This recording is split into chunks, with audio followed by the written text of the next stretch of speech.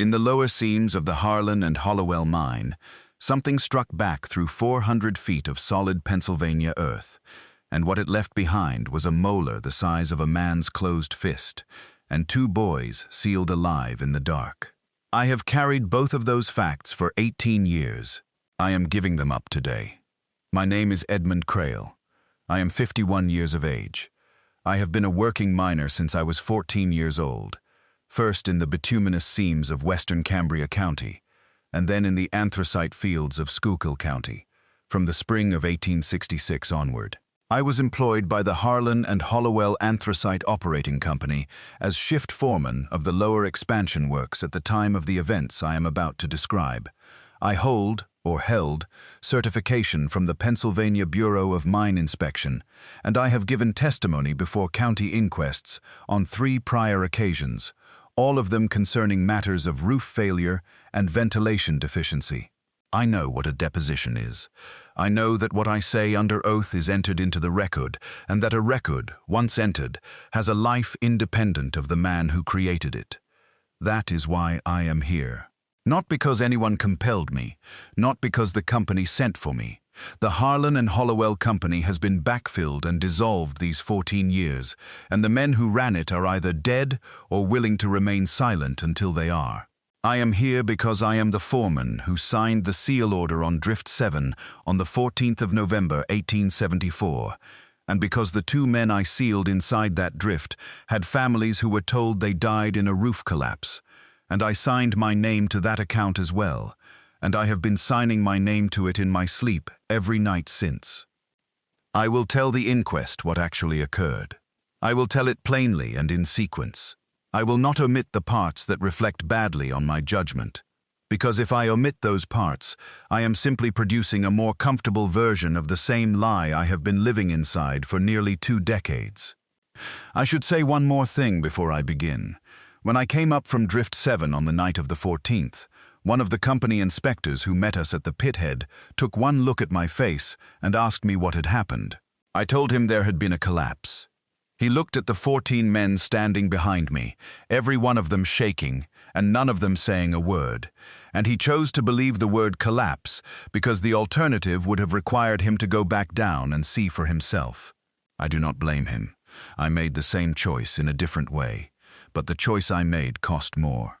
I will start at the beginning, which is not the night of the 14th, but the morning of the 12th, when the boring crew first broke through.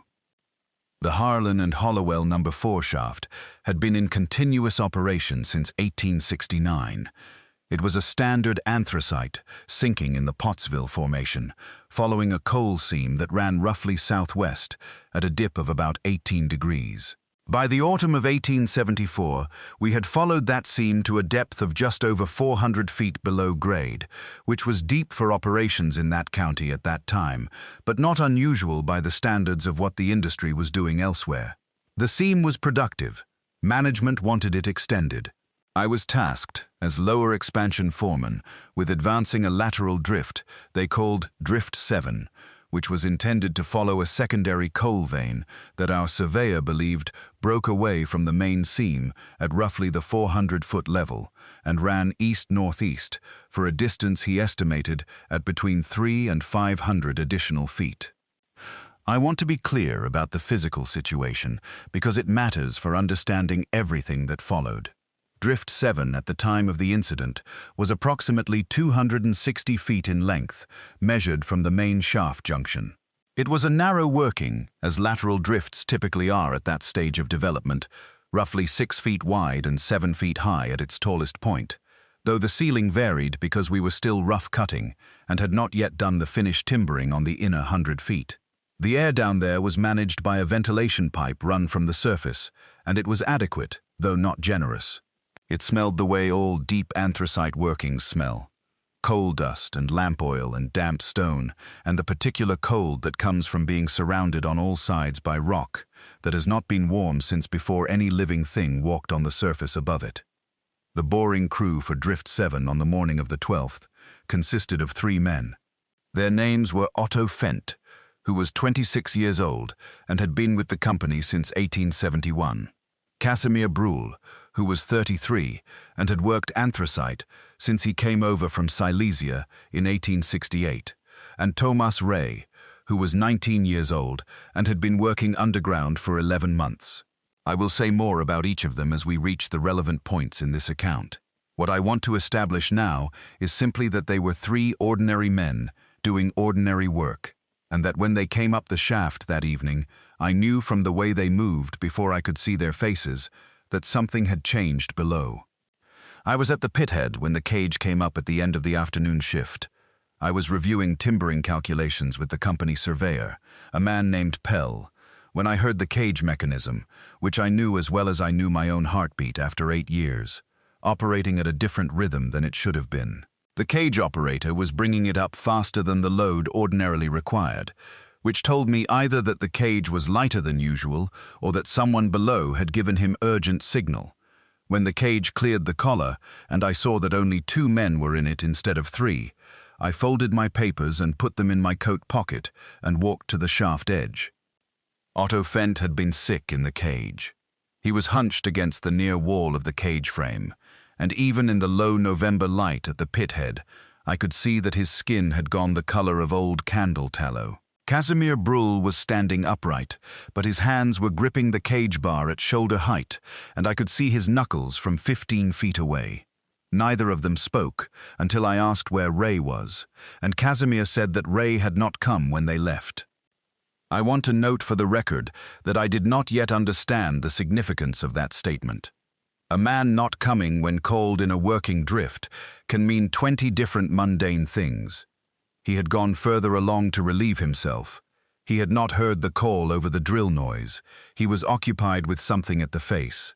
I asked Casimir whether Ray was injured, and Casimir looked at me for a long moment and then said, "We broke through."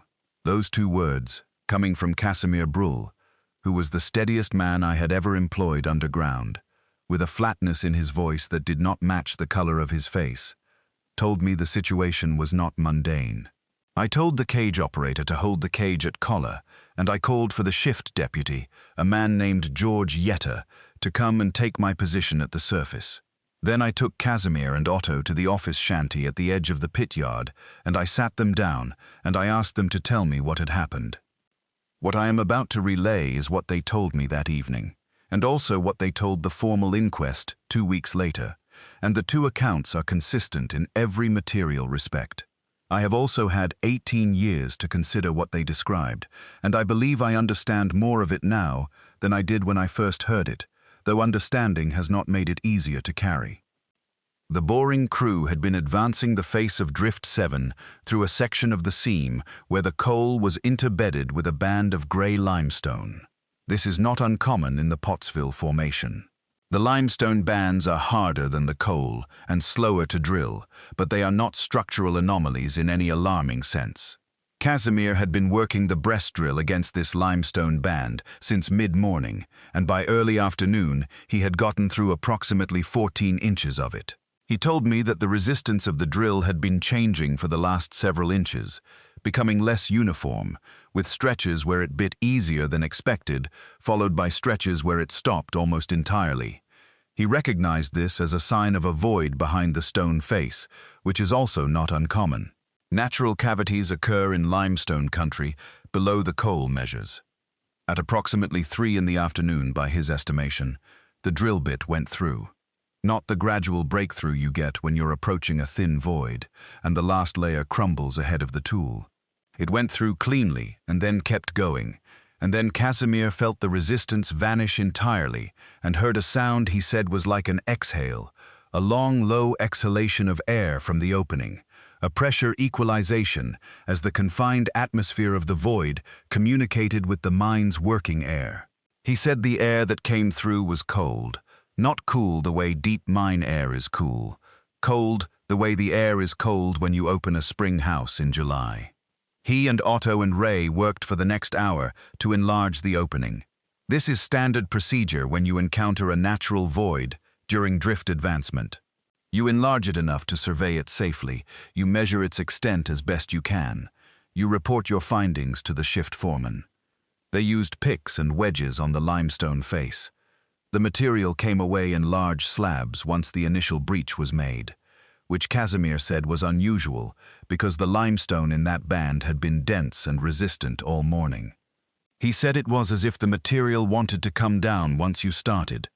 The opening they made was, by Casimir's estimate, approximately 4 feet wide and 5 feet tall when they decided it was large enough to look through. They did not go through it. They held their lanterns up to the opening and they looked. I am going to describe what they told me they saw as carefully as I can, because the descriptions they gave me in the office shanty and the descriptions they gave the inquest 2 weeks later were the same, and because I subsequently saw some portion of it myself, and what they described was accurate to what I observed. The cavity behind the limestone face was not a natural void in the geological sense. It was a passage. The floor was flat, and the walls were worked, meaning that the stone had been dressed, shaped to planes, not by any natural process of erosion or fracture. The ceiling of the passage, which Casimir and Otto estimated by comparison to their own heights and to the height of the opening they had made, stood at approximately 13 to 14 feet above the floor. The passage ran in both directions from the point of their breach, extending into darkness that their lanterns could not fully penetrate. The walls, as best they could see in the lantern light, were dark stone, possibly the same limestone but darker in color, and polished smooth on the lower 6 feet, with rougher, unworked stone above. Along the near wall, to the left of their opening as they looked through it, at intervals of perhaps 12 to 15 feet, were forms. Casimir told me they were like statues at first. He said he thought they were statues. That he thought perhaps they had broken through into some very old cellar or vault of the kind the old German settlers sometimes built, before he remembered that they were 400 feet below grade, and that no settler's cellar reached 400 feet below grade. The forms were large. He said each one stood between 9 and 11 feet tall, varying slightly. They were standing against the wall with their backs to the stone, upright, arms at their sides or close to it, and they were pale, a white that he said was not the white of marble or cut stone, but the white of something that had grown that color in the absence of light, the white of a fish belly or a root vegetable pulled from deep wet soil. He counted 4 of them within the range his lantern could illuminate. He believed there were more, further along the passage, in either direction. He told me all of this in the office shanty, in a voice that was very quiet and very careful. He told it the way a man tells something he is aware sounds like madness, measuring each word, watching my face for the response that would confirm he had crossed some line. I did not give him that response. I listened. Then he told me the part about Ray. While Casimir and Otto had been looking through the opening, Ray had been standing behind them. Ray was the youngest of the 3 and had been with the company less than a year, and Casimir said he had been quiet all day in a way that was not unusual for him. When the opening was complete and they were looking through it, Ray had come forward and looked also, and then Ray had said, and these are the words Casimir quoted to me, "They're breathing." Casimir said he looked more carefully at the nearest of the forms, and he believed Ray was right. There was movement in the torsos of the figures, a slow rising and falling, barely perceptible, like the breathing of something in a very deep sleep. He said the sight of it hit him in the stomach like a physical blow, and that he knew immediately he wanted to be out of the drift, and out of the shaft, and out of that mine. He told Ray and Otto that they were going up. Otto was already backing away from the opening, but Ray did not move. Ray stood at the opening with his lantern, and he was looking at the nearest figure, and Casimir said his expression was not fear. Casimir said it was the expression of a man watching something he cannot stop watching, the way a man looks at a very large fire. Casimir took hold of Ray's arm and told him they were going. Ray turned his head and looked at Casimir, and Casimir said his eyes were fully open and his face was calm in a way that was wrong, that was not the face of a 19-year-old boy looking at a 9-foot pale figure breathing against a wall 400 feet underground. Casimir let go of his arm and told him again they were leaving. Otto was already moving down the drift. Casimir told me that he waited for perhaps 20 seconds with his hand on Ray's arm, and Ray did not move, and then something happened that made Casimir move whether Ray came or not. One of the figures moved. Not a breathing movement, not the slow rise of the chest. The nearest figure, the one Ray had been staring at, shifted. Its head turned. Casimir could not see eyes. He said there were no eyes, not sockets or features of the kind a human face has, only a smooth lower face, and above it a broad flat region of that same pale flesh that reflected the lantern light without any obvious eye socket or orbital structure. But the head turned in the direction of the opening, in the direction of the lantern light, and Casimir said the impression was unmistakably that of something becoming aware of a sound or a presence rather than seeing it. Casimir let go of Ray's arm and he ran. He and Otto reached the main shaft junction in what he believed was under 4 minutes. He did not stop to look back. He did not hear Ray behind him. When they reached the cage and he looked back down the drift, the lantern light from Ray's lamp was not visible. I asked Casimir, sitting there in the office shanty on the evening of the 12th, why he had not sounded the alarm before leaving the shaft. He looked at his hands for a long time. Then he said that when the figure moved, he had not been able to make any sound, that his throat had closed and his body had run without his permission, and that he was not proud of it, but that was what had happened.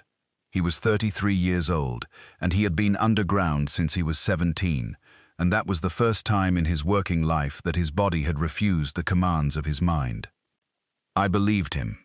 I want the inquest to understand that. I believed every word of it. I sent Casimir and Otto to the company boarding house with instructions to speak to no one and to return in the morning. I do not know if they slept. I know I did not. I sat in the office shanty until past midnight, trying to construct an explanation for what they had described that fell within the category of things I understood, and I could not do it. A worked passage 14 feet high, at 400 feet below grade. Pale figures 9 to 11 feet tall, breathing, moving, and Thomas Rai standing at the opening not coming when called. I am going to tell the inquest now about what I found when I went back down. I went down on the morning of the 13th with a larger party. I want to be precise about who was in that party, because their accounts and their subsequent decisions are part of this record. In addition to myself, the party consisted of George Yetter, my shift deputy, who was 44 years old, and had been a miner in these fields since before the war. Casimir Bruhl, who insisted on coming back down against my recommendation, and whom I could not in good conscience refuse, because he had a better knowledge of the face than anyone else. Martin Holler, who was our company's certified mine examiner, and who had the legal authority to assess the structural situation and order additional actions. 2 experienced miners from the day shift, whose names for purposes of this deposition I will give as Pryor and Denk, both men in their 30s, both sober and experienced, and a young engineer from the company's Philadelphia office, a man named Aldous Fear, who had been in Schuylkill County for the past 3 weeks, conducting a general survey of the lower expansion works, and who insisted on being included in the party over my objection. He was 28 years old, educated, and had never worked underground in a producing mine. He had a notebook and a good lamp and an absolute conviction that there was a natural and documentable explanation for everything Casimir and Otto had reported. I allowed him to come because refusing him would have required explanations I did not yet have the language for. We went down the main shaft in 2 cage loads. The morning shift had been told that Drift 7 was closed pending a safety inspection and were assigned to other works. When the second cage load reached the 400-foot level and we assembled at the main shaft junction, the first thing I noticed was the silence. I want to try to explain what I mean by that, because working in a producing mine is almost never silent. There is always sound below.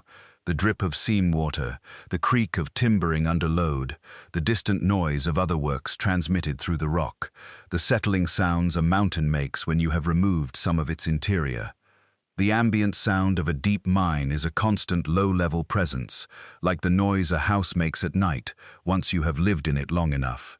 You stop hearing it the way you stop hearing your own breathing, and you only notice it when it stops.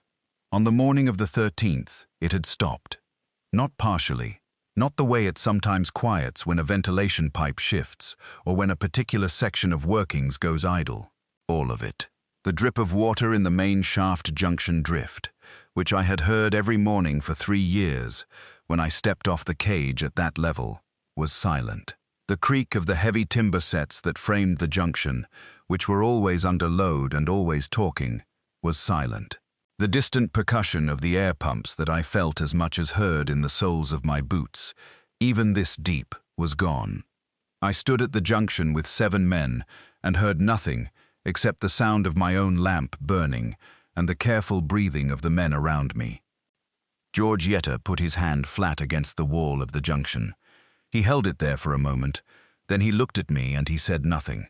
But his expression said that he felt it too, or rather that he felt the absence of it. The mine was not talking. The mine had gone quiet. I led the party down Drift 7. Fear walked behind me with his lamp held high and his notebook already open. Casimir walked beside me, and I noticed that he had his lamp turned up to its highest setting, which was wasteful, and which also told me that he was afraid and wanted as much light as he could produce. I did not say anything about the lamp. Drift 7 ran straight from the junction for approximately 160 feet, before turning about 12 degrees to the right to follow the vein. The timbered section was the first 100 feet, and then it was raw cut for the remaining 160 to the face. The floor was coal dust over stone, and our boots made the flat scraping sound they always made on that surface. The sound was too loud in the silence. I could smell the open cold before we reached the face. Casimir had described it as like opening a spring house, and that was accurate. There is a particular cold that belongs to places that have been sealed for a very long time, a cold that carries no smell of decay and no smell of living things, a cold that smells only of stone and of itself. It was coming from ahead of us, and it was growing stronger as we approached the face. The opening Casimir and his crew had made the previous day was still open. Nothing had closed it or altered it. I stood in front of it with my lamp, and I looked through. The passage was as Casimir had described it. The flat floor, the dressed walls, the ceiling that rose into the darkness above the reach of my lamp at what I estimated to be 12 to 13 feet. I have spent 37 years in mines, and I have a reliable sense of measurement by eye at close range. 13 feet was not an exaggeration. The passage ran in both directions, its extents lost in the dark. I counted the forms along the left-hand wall. In the range of my lamp, I could see 3 of them. A 4th was at the edge of visibility, its outline uncertain. They were standing as Casimir had described, upright, against the wall, arms at their sides. They were pale, not white the way a painted surface is white, but white the way a thing is white that has produced no pigment because there was never any light to require it. The same pale off-white as a potato grown entirely in the dark. Their size I estimated at 9 to 10 feet for the nearest 2. The 3rd was slightly smaller. I am going to stop here and address something that I know the inquest will want me to address, which is whether what I was looking at could have been natural stone formations, stalactites, or flowstone columns, or anything of that geological character. I have been down mine workings in 3 different states. I have seen cave formations of many kinds. What I saw was not stone formations. The forms had limbs. The limbs had proportions. The torsos rose and fell with a breathing motion. One of the nearer ones, the one on my left, had its head inclined slightly downward, as if resting, and the angle of that inclination was the angle of a head in sleep, not the angle of stone that has grown under the influence of water and gravity. I am not a man given to fanciful interpretation of natural phenomena. I know what I saw. I was aware, standing at that opening, that I was looking for Ray. I looked. I could not see him.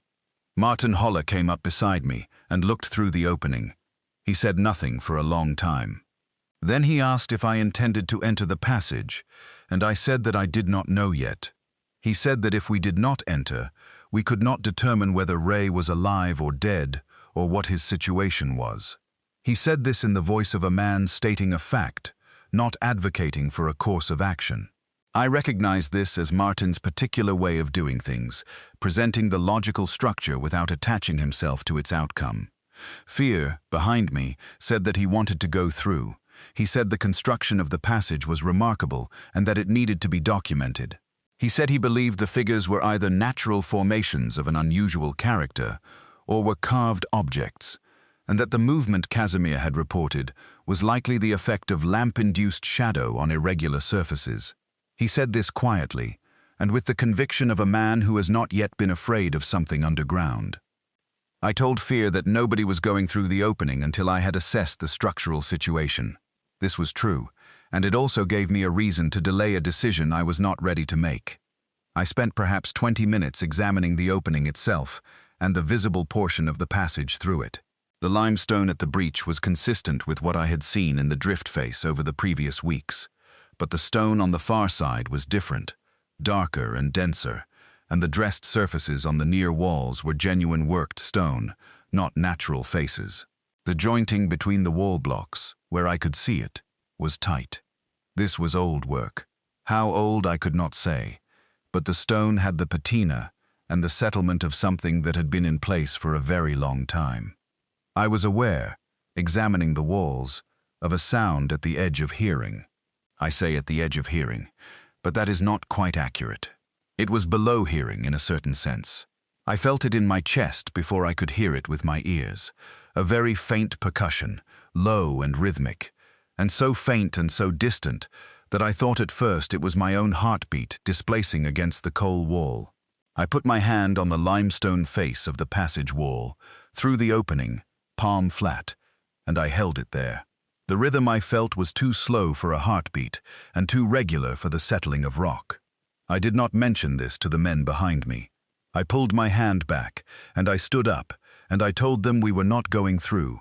Not that morning.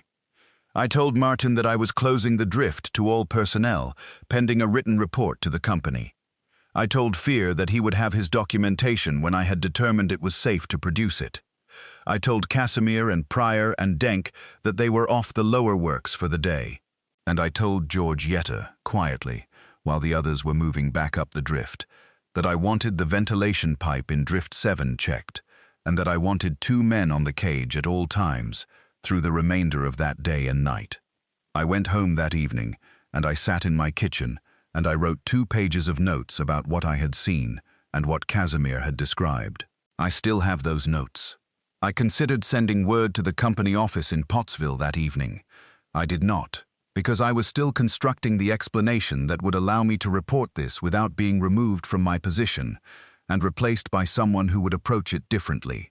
I believed, sitting there in my kitchen on the evening of the 13th, that I was the best positioned person to manage what was happening in Drift 7, and that managing it carefully was the most important thing. I want to be honest about that motivation, because it matters for understanding the choices I made on the 14th. I went back down on the morning of the 14th. This time my party was smaller, myself, George Yetter, Casimir, and Martin Holle. I had told the others that the inspection was continuing, but that there was no call for additional personnel. I had spent the night reading what I could find in the company's geological records about natural voids in the Pottsville Formation, and what I had found was that large natural cavities were not unheard of in the limestone country below the coal measures, that some of them had been known to extend for considerable distances, and that a number of them had been found to contain unusual formations, and, in a few documented cases, the preserved remains of large animals from earlier geological periods. I was building a structure of explanation in my mind, and the structure required me to get a better look at what was in that passage before I reported it. I recognize now what I was doing. I was managing my report to the company before the company had asked for one. I was shaping the story before I had finished seeing it. This was not dishonesty. It was the instinct of a man who has worked for a company long enough to know that the first account he gives will become the official account, and that an official account containing words like 9-foot figures and breathing was going to end in one of 2 ways. He would be removed, or the mine would be shut down while someone from Philadelphia came to look at it, and everything below would be disturbed before anyone who knew the works was in a position to manage what got disturbed. I am not making an excuse. I am explaining my state of mind, which is relevant to what happened. We four went down in the first cage of the morning shift, before the main crew arrived at the pit head. The drift was exactly as I had left it. The opening in the face was unchanged. The cold air was still coming through, and if anything, I thought it was stronger that morning, more present, carrying a weight of chill that settled on the skin of the face and hands. The forms were still there. In my lamp's light, the same 3 and a fraction of a fourth. I looked for Ray again. I did not see him. I told Casimir to hold his lamp steady, and I pressed close to the opening and looked carefully at the nearest form, examining it with the deliberate attention I had been unable to give it on the previous day, because I was managing 7 men and their reactions. It was approximately 10 feet tall by my best estimate. Its proportions were broadly human, though the limbs were longer relative to the torso than a human's would be, and the shoulders were very wide, wider than the head by a considerable margin. The skin, if skin is the right word for it, was smooth, and the color I have already described, and it had a quality I am going to try to articulate carefully. It did not reflect light the way a surface reflects light when it has a texture. It absorbed some of the light and gave some back in a way that made it difficult to fix its surface in the eye, like trying to look at a mirror from a bad angle. The face of the nearest one was turned slightly away from the opening. I could see the shape of the jaw and the lower face, which had the proportions of a human jaw but larger, and the upper face was turned enough away that I could not fully see it. What I could see was that there was no conventional eye structure in the portion of the face visible to me. No brow ridge, no orbital socket in the relief one expects. The surface continued from the forehead downward, without the indentations that frame the human eye. Martin was at my shoulder. He asked me in a very low voice whether I could see any indication that Ray might be in the passage. I looked again, as far as the lamp would reach in each direction. Then I told Martin to take my lamp and hold it as high and as far into the opening as the opening would allow, and he did, and in the extended light I could see that the passage extended considerably further to the right than I had been able to see before. The forms continued along the wall, spaced at their regular intervals. There were at least 8 visible now, possibly 10, and at the far edge of the extended lamplight, at the limit of visibility, something on the floor of the passage was not stone. I asked Martin to hold the lamp steady, and I looked. I could not identify it with certainty. It was an irregular mass at the floor level, pressed against the base of the right-hand wall. I told Martin that I needed to go through, and before anyone could object, I put my head and shoulders through the opening and looked down the passage to the right as far as I could reach my neck. The mass at the base of the wall was Tomas Ray. He was sitting on the floor with his back against the right-hand wall and his knees drawn up and his head bowed down over them. His lamp was beside him on the floor, extinguished. He was not moving. My first thought was that he was dead, and I believe I said something to that effect to Martin. Then Ray raised his head. He looked at me. His face in the light coming from Martin's lamp behind me was the face of a man who has been awake for a very long time, and also the face of a man in the presence of something enormous, the look people sometimes have in church when the sermon has reached them truly, a look that is not happiness or fear, but is the face of a person whose sense of the size of things has been permanently revised. He looked at me for a long moment, then he said, "They've been here the whole time." I told him to come to me. He did not move immediately. I said his name. He looked at the nearest of the forms, which was approximately 20 feet from him along the left-hand wall, and then he looked back at me, and then he got up from the floor, slowly, the way a man gets up who is stiff and has been sitting in cold for a long time, and he came toward the opening. He was 4 feet from the opening when the thudding began. I want to try to describe this accurately because it is the thing at the center of everything that followed, and I want the inquest to understand what it was like to experience it. It was not a sound that announced itself. It was already present before I was aware of it. That is the best way I can describe it. It arrived at consciousness already underway. The way a smell reaches you not at the moment it begins, but at the moment your nose recognizes it. And the first thing I was aware of was not sound, but pressure, a very low, rhythmic percussion that I felt in the wall of my chest and in my sternum, a thudding that was too deep and too slow to be mechanical equipment, and that was coming from the direction of the passage to the left, away from Ray, away from the forms I could see. It was the stride of something walking. I knew that immediately, and without deliberation. The intervals between the impacts were the intervals of a very large thing walking at a measured pace, not running, not charging, each footfall separated from the next by what I estimated as 2 to 2.5 seconds. A long step. A very long step. And each impact was larger than the one before it, not because the cadence was accelerating, but because whatever was walking was getting closer. And as it got closer, the percussion in the coal walls and in the floor and in the dressed stone of the passage walls was getting louder, or rather heavier, more complete, more present in the body. Ceiling grit was coming down.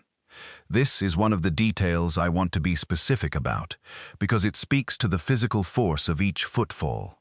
The ceiling of the passage, as I said, was approximately 13 to 14 feet above the floor, and the stone was dressed, and I believed it was solid, but with each thudding impact, fine grit and dust came down from it, in a brief sprinkling, the way grit comes off a timber set when someone pounds on the wall beside it with a fist.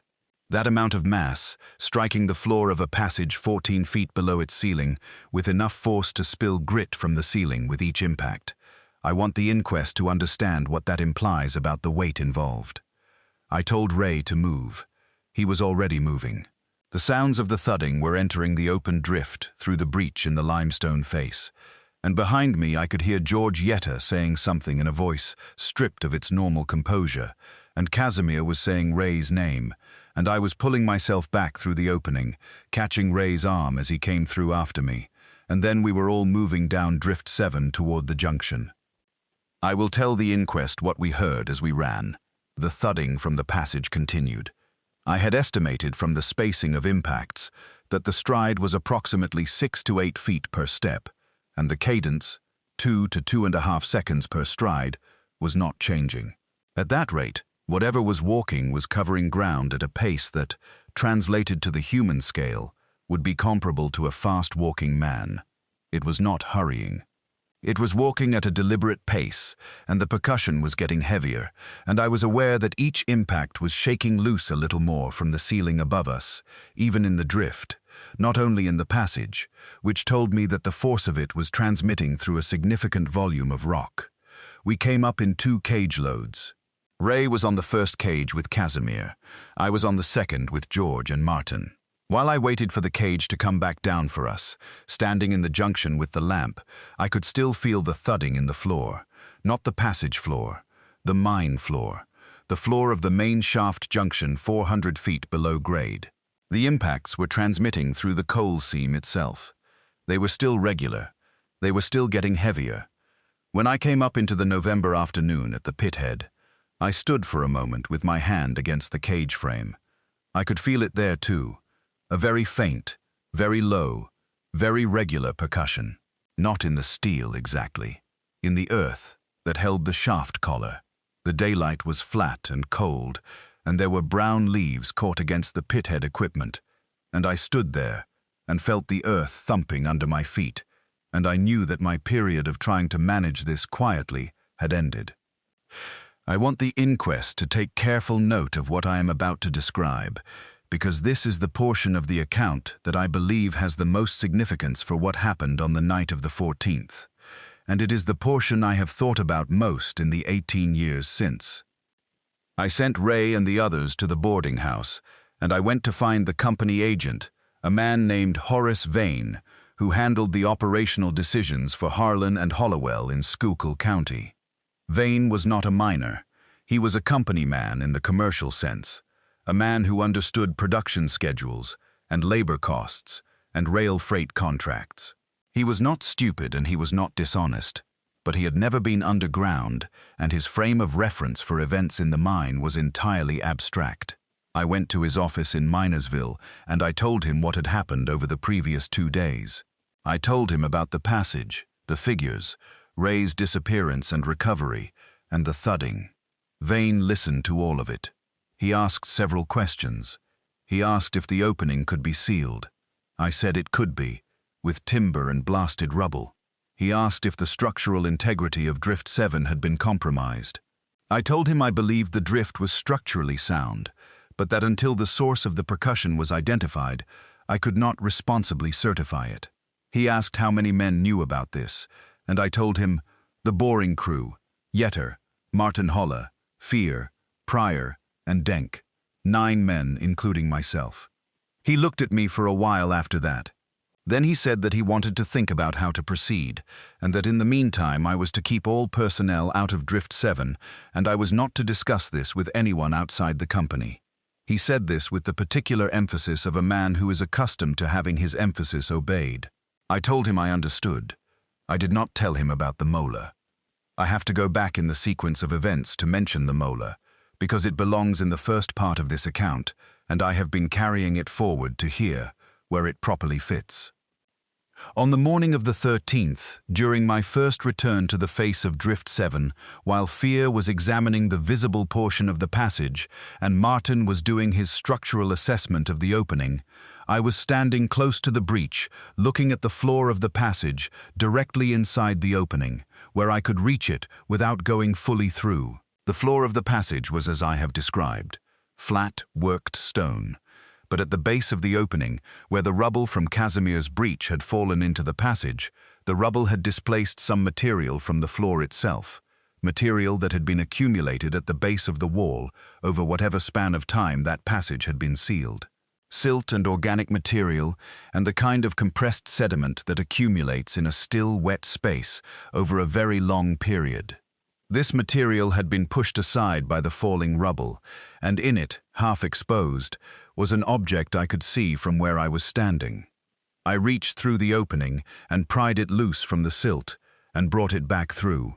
It was a tooth, a molar by its shape, with roots and a crown, and the gross form of a grinding tooth, but its size was approximately equal to that of a grown man's closed fist.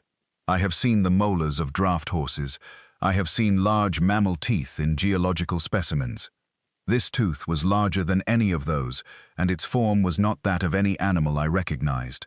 The crown was heavily worn, the way teeth are worn in animals that grind very hard material, and the enamel had a yellowish color, with dark staining in the grooves. The roots were 4 in number, and were substantial. I held it in both hands, and it weighed heavily. I put it in my coat pocket. I did not show it to the others. I do not know why exactly I did not show it, except that I was already, as I said, trying to construct the manageable account, and a fist-sized molar felt like the kind of evidence that would accelerate events in directions I was not yet prepared to handle. I kept it in my coat. On the evening of the 14th, after everything that happened, I handed it to Martin Holle and asked him to submit it to the inquest that I knew was coming. He did. I confirmed to the inquest examiner that it had come from the floor of the passage. It was entered as evidence. I was told it was logged and labeled in the Schuylkill County Record House. In the years since, when I have tried to locate that record, I have been told by 3 different county employees that no such exhibit exists in the files from that inquest. I want the record of this present deposition to state plainly that the tooth was real, that it was entered into evidence, and that it has been removed from the official record by persons I cannot identify, but whose motivation I believe I understand. Now I will return to the evening of the 14th. After my meeting with Vane, I spent the remainder of the afternoon reviewing the Drift 7 timbering plans and making a rough estimate of what it would take to seal the opening in the face from the mine side. This was, I now understand, an act of bargaining with myself. I was convincing myself that a manageable technical solution existed, that sealing the breach would resolve the situation, that whatever was in that passage would be returned to its previous condition of sealed isolation, and the mine could resume operations elsewhere. I spent 2 or 3 hours in this frame of mind, constructing the technical solution, and the 2 or 3 hours were necessary for me to reach the evening in a condition of relative function. At approximately 7 in the evening, George Yetter came to the company office where I was working and told me that the men on the night timbering detail were refusing to go below. George explained it to me carefully and in sequence. The night detail had assembled at the pit head at the usual time for the start of their shift. 2 of the men on that detail had worked on the lower expansion works and had heard from someone, George did not know who, something about what had been found. They had told the others. The cage operator, who had been on duty that morning and had seen the faces of the men coming up from Drift 7, had confirmed that something was wrong below. The night detail, all 7 of them, had declined to enter the cage. I could not discipline them for this, because I understood it entirely.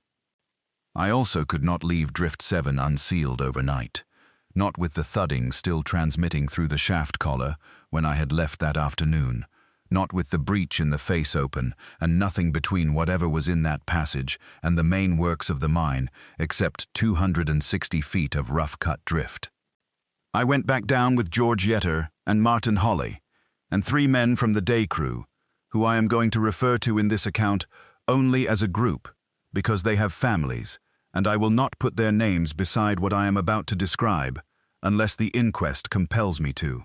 These 3 had worked lower seam timbering work before, and they were steady men, and they agreed to come down for double time. I am grateful to them. I want that stated. We took timber and wedges and the tools for a rough seal. The plan was to build a substantial timber barrier across the face opening and backfill it with blasted rubble, which we would produce by detonating a small charge in the drift face above and below the opening to collapse that section of limestone. This would not be a permanent seal. That would require several more days of work and more men. But it would be a functioning barrier that would buy time for a decision about what to do next. We went down. The lower expansion level was quiet when we reached it. The thudding had stopped. I noticed this immediately, and I told the others immediately, because I did not want anyone to relax on the basis of it. A silence from a threatening source is not the same as the absence of a threat. I had been underground long enough to know that the sounds a mine makes when it is building toward a failure are sometimes followed by a silence before the event itself, the way a boiler goes quiet in the last seconds before it gives. I told the men to work efficiently, and I told them the reason the thudding had stopped was likely temporary. Martin looked at me with an expression that told me he agreed. We moved down Drift 7. The cold air from the passage was still coming to us before we reached the face. In the silence of the lower works, without the ambient mine noise and without the percussion that had replaced it, the sound of our boots on the drift floor was very present, and the sound of the timber we were carrying, bumping against the walls as we brought it through the narrow drift, was very present. I was conscious of every sound we made in a way that I was not conscious of sound at any other time in my working life. The mine was listening to us. I know that sounds like fancy, but that was the accurate description of how the silence felt. Not empty, but attentive. We reached the face. The opening was unchanged. The passage beyond was dark. I held my lamp to the opening and looked. The forms were where they had been, still against the left wall, still. The nearest one had not moved from the position in which I had observed it that morning. I held the lamp for a long time, watching the torso of the nearest form for the breathing motion. I believed I saw it. I could not be certain in the unsteady lamplight, but I believed I could see the slow rise of the chest. I stepped back, and I told the men to begin work. George and Martin handled the heavy timber placement, building the frame of the barrier across the face. The 3 day shift men worked on producing the blasting setup, drilling the holes above and below the opening in which we would set the charges. I circulated between them, checking the work, and I was very aware of the opening behind the timber frame as it took shape, aware of the passage behind it, aware of the dark. We worked for approximately an hour and a half. This is the period of the evening I want the inquest to understand most clearly, because it was in this hour and a half that the situation changed from a thing that could be managed to a thing that could not. At approximately 45 minutes into the work, Martin stopped what he was doing and put his hand on the wall beside the opening. He held it there for a moment. He looked at me without speaking. I went to the wall and put my hand on it. The percussion was back. Not the heavy walking I had felt that morning, not the full-body thudding that had driven us out, but a lighter, more distant version of it, barely perceptible in the stone under my palm. Whatever was walking down there had recommenced, and it was far enough away that it was coming to us as the merest tremor. But it was there, and it was regular, and it had the spacing of a stride. I made a decision at that moment that I consider one of the two serious errors of my time in that mine. I decided not to tell the 3 day shift men about the percussion. I decided to let the work continue while I monitored the situation. My reasoning was that if I told them, they would stop work and we would have an incomplete barrier, and we would go up with the passage still open, and an incomplete barrier was worse than no barrier, because it would give the subsequent crew a false confidence. I needed the blasting holes drilled. I needed the charges set. I kept my hand on the wall at intervals over the next 40 minutes, checking the percussion. It grew. Not rapidly, not in the dramatic escalating progression that I had felt that morning when it drove us from the passage. This was a gradual increase, the way sound grows when its source is approaching at a long distance on a still night, the kind of approach that does not alarm you in the first minutes, but that you suddenly realize has been accumulating for longer than you thought. By the time the blasting holes were drilled and the charges were set, the percussion in the wall under my hand had grown from barely perceptible to fully present, a rhythmic thudding that I could feel in my palm and in the bones of my wrist. We began loading the charges at just under 90 minutes into the work. The day shift men handling the charges were working fast. Martin and George were completing the upper timber brace.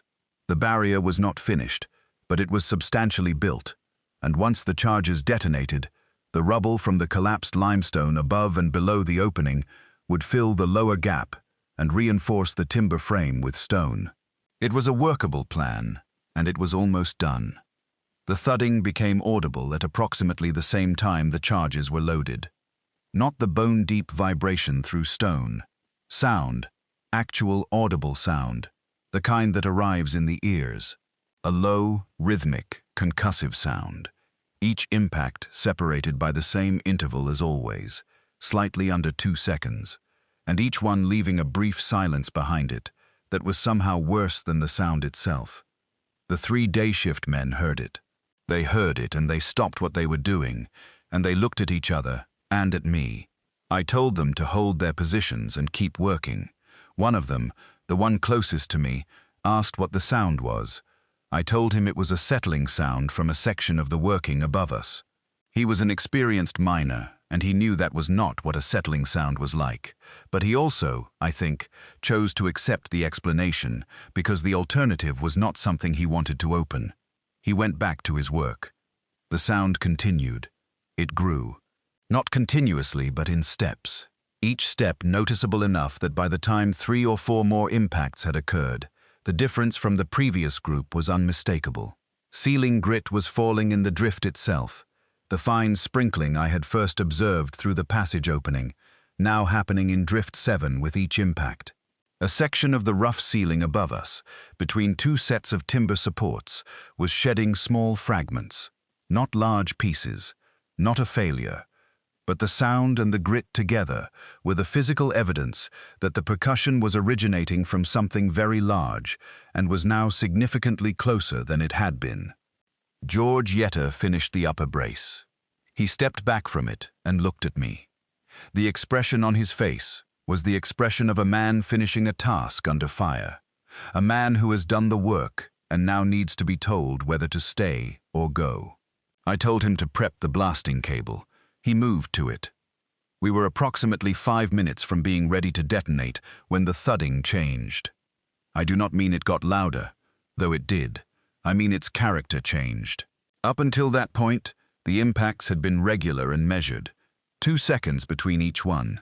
The cadence of something that was walking toward us, but that was not yet close, whose pace reflected the distance between its location and ours. At approximately 5 minutes before we were ready to detonate, the interval shortened, not to 1 second, not an abrupt doubling of pace, a fraction of a second shorter, 1.7 seconds, 1.5 seconds, each interval slightly shorter than the one before it, the way a pace naturally shortens as a large object moves from a walking speed towards something between walking and running. Whatever was approaching, it was approaching faster. More grit from the ceiling. One of the day shift men said something in a voice I did not recognize as belonging to his usual character, a tight, brief syllable that was not a word. Martin came to my side and said, quietly, that we needed to go. I told him we were nearly ready. He looked at me without speaking. The impacts were louder now. They were audible clearly, not just perceptible in the body, and they were heavy enough that the ground under my boots was giving a slight vibration with each one. The sound was inside the rock of Drift 7. The sound was inside the rock beneath us. The ceiling above us was shedding grit continuously between impacts and dropping small fragments with each one. George told me the blasting cable was ready. I told the day shift men to move back toward the junction and start moving out of the drift. I told them to go at a good pace and not to run. They went. George was moving the blasting cable back up the drift behind them, paying it out from the reel. The cable needed to reach approximately 100 feet back from the face before we could detonate. George moved fast. Martin and I remained at the face. I was watching the opening in the timber barrier. The barrier was good work. Heavy 6x6 timbers, close-fitted, with the lower gap waiting to be filled by the detonation rubble. Through the gap between the lowest timber and the floor, which was approximately 18 inches, I could see into the passage. Darkness. The cold was significant now, coming through the gap and through any space between the timbers, and the sound of the approaching percussion was filling Drift 7 with a low reverberation. Then the lamp on the floor beside the lowest timber blew out. Not a draft, not a guttering. It went out as if a large volume of cold air had passed quickly across it, too quickly to see, but sufficient to extinguish the flame. The lamp simply went dark. In the light of my lamp and Martin's, the opening in the timber barrier showed darkness. Then, at the lower edge of the gap between the bottom timber and the floor, at the far limit of our lamp's reach into the passage, I saw something. A shape at floor level, very low, extending from the right side of the passage. I looked at it and tried to resolve it, and what I was seeing was fingers. Very large fingers, pale, extending into the edge of our lamp's reach from the right, feeling along the floor of the passage. They were moving with a slow, deliberate, searching motion, the way a person feels along a surface in the dark. Martin made a sound. I took his arm and I said that we were going. He was already going. We ran. I am not ashamed to say that. We ran back up Drift 7, and the percussion behind us was not running, but it was heavier with every impact, and the ceiling of the drift was shedding material continuously now, small pieces, not a collapse but the sound of a mine in distress, and the cold was coming behind us down the drift, faster than we were moving. George was 60 feet from the junction with the blasting cable. He had enough. I told him to detonate, and he detonated. The blast was not large. It was a shaped charge, designed to collapse a specific section of the face, above and below the opening, and fill the gap in the barrier with rubble. The sound of it was contained and sharp, and it produced a visible cloud of dust that rolled back up the drift toward us. The concussion from it was modest, the kind of blast I had managed dozens of times. The percussion from behind did not stop. It changed. For approximately 30 seconds after the detonation, the impacts were more rapid, shorter interval, and then they slowed again to their original cadence. The blast had not stopped whatever was approaching. It had not driven it back. The percussion continued for approximately another 2 minutes, during which time we reached the cage junction, loaded the cage, and signaled for ascent, and during the entire ascent to the surface, the percussion was still transmitting through the mine structure around the cage.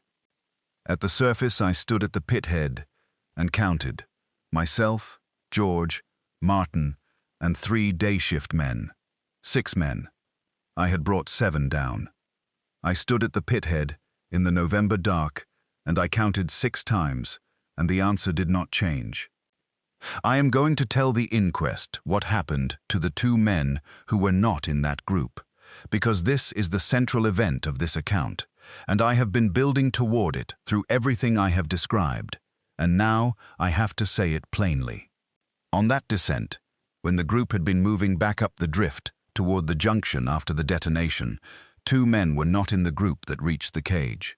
Their names were Per Svingen, who was 24 years old and had come to Schuylkill County from Norway in 1872, and Lucas Falk, who was 22 and had been with Harlan and Hollowell since the spring of 1874. Per Svingen and Lucas Falk had been assigned to the day shift timbering detail by me, and they had been at the face when the situation changed. They had moved back up the drift with the others when I told them to go. What I knew at the pithead was this. When I had been standing at the face with Martin in the last moments before the detonation, when I had seen the shape at the gap in the barrier, I had heard voices from further up the drift. I had heard Per Svingen calling out in Norwegian, which I did not understand, and I had heard Lucas Falk's voice answering him. The voices were from the direction of the drift, from somewhere between the face and the junction, and they were calling, and what I understood from the tone, without understanding the words, was that something had happened to them, that they were not moving, that they were in trouble. I had chosen to detonate the charge and run. I want to say that again, because I am giving this deposition for the purpose of having it said. I knew that Per Svingen and Lucas Falk were in Drift 7. I knew they were not clear. I gave the order to detonate, and I ran, and when the cage came to the surface, I had 6 men, and not 8. The blast had not killed them. I believe this. The charge was too small, and too specifically directed at the face material, to have caused fatal harm to men at the distance they were. What happened to them when the barrier was partly sealed and the percussion behind it continued, and the drift between the partly sealed face and the cage junction was occupied by something that had been walking toward us through a passage 14 feet high, I cannot say with certainty, but I can say what I chose, and what I chose cost them everything. I went back to Vane that night, and I told him that there had been a collapse in Drift 7 and that 2 men were lost. I told him the blast had triggered a secondary collapse. I told him the passage had been sealed. I told him that the drift was not recoverable and that it should be permanently closed. Vane looked at me for a long time. He asked no questions that I could not answer in a way consistent with the account I had given. He accepted the account. The morning of the 15th, I went back to the pithead. The percussion in the shaft collar had stopped sometime in the night. I stood at the pithead and put my hand on the collar steel and felt nothing. Whatever had been moving was no longer moving. What that means, whether the sealing of the barrier had satisfied it, whether it had returned to wherever it had been before the boring crew broke through, whether it was now on the mine side of the barrier in Drift 7, I do not know. I have never known. The mine was sealed and backfilled in the spring of 1875, and I was not present for the backfilling. Per Svingen was 24 years old. He had a wife named Astrid, and a son who had been born 4 months before the 14th of November. The son's name was Eric. He will be 19 years old now. Lucas Falk was 22 years old and was unmarried, but had a mother in Ashland who received a letter from the company stating that her son had been lost in an unavoidable roof collapse for which the company expressed its profound regrets. I signed the inquest declaration that classified their deaths as accidental, the result of a roof failure caused by the blast. Martin Holler signed it too. George Yetta never came back to the mine after the 15th, and I do not know where he is now. I want to tell the inquest the things I do not know, because in a deposition of this kind, the limits of the account matter as much as its content. I do not know what the figures in that passage were, in the sense that I cannot identify them against any geological or zoological category I am acquainted with. I can tell you that they were large, that they were alive, that they were pale, that they had no visible eyes in the ordinary sense, but that they responded to vibration and proximity, and that at least one of them was capable of moving through that passage and producing footfall impacts that shook ceiling grit loose at 14 feet of height and transmitted through solid coal and limestone over a significant distance.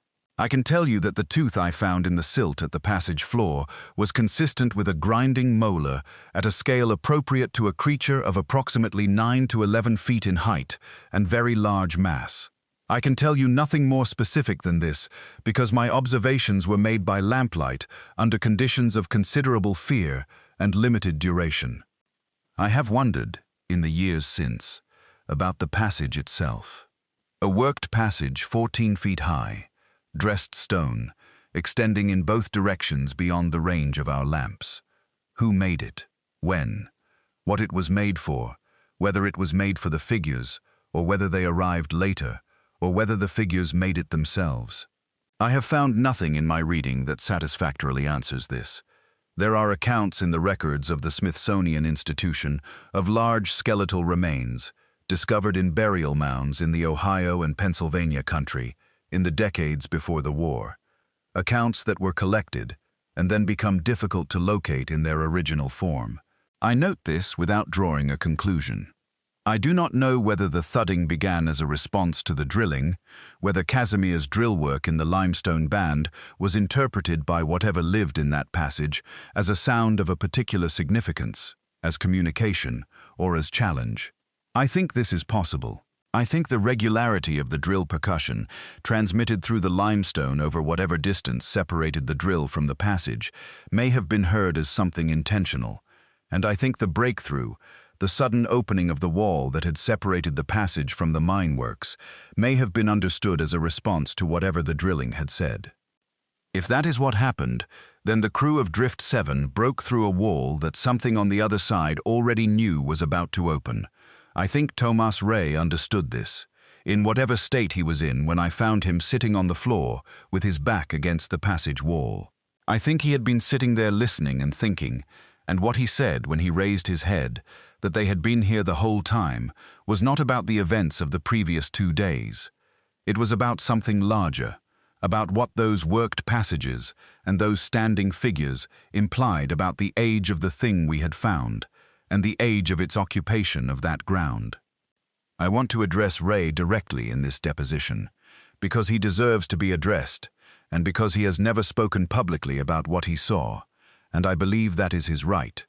But I also believe that what he experienced in those 18 hours, sitting in that passage, alone, in the dark, with those forms along the wall, was more direct and more intimate than anything the rest of us experienced, and that whatever he came to understand in that time was something none of the rest of us reached. He returned to mining work in another county, and we have not spoken.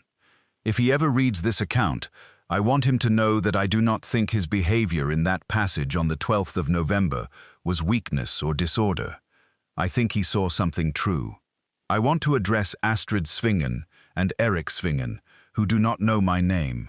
I have thought about this for 18 years, and I have not been able to construct a version of what I did on the night of the 14th that was correct.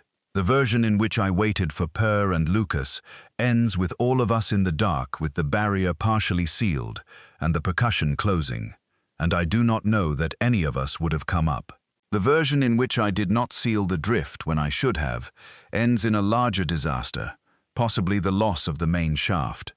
I have constructed both versions many times. Neither of them gives me Per Svingen at 24 with his wife and his 4-month-old son. Neither of them gives me Lucas Falk at 22. The arithmetic of the decision does not come out clean regardless of what value I assign to the variables. The decision I made was the decision I made, and the weight of it belongs to me. I am not asking for absolution from this inquest. I am asking for the record to carry the truth, because Per Svingen and Lucas Falk did not die in a roof collapse, and their families deserve to know that they died in the service of a company that sent them into a mine in which something very old and very large and very real was living, and that the 2 men who made the operational decisions on the night of the 14th are known by name and are alive, and that one of them is speaking. The molar is in someone's possession. I do not know whose. It left the Schuylkill County Record House sometime before 1880, and I have reason to believe it was taken by or on behalf of persons connected to the company's board, who I believe understood more about the geological situation at the number 4 shaft than they communicated to their operational staff.